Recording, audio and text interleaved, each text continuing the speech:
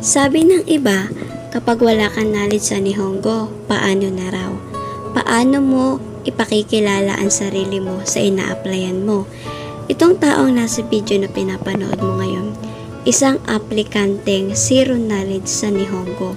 Nung training namin, umiiyak at sinasabing nahihirapan na daw siya. Echo, hindi na daw niya kaya. Echo, suko na daw siya.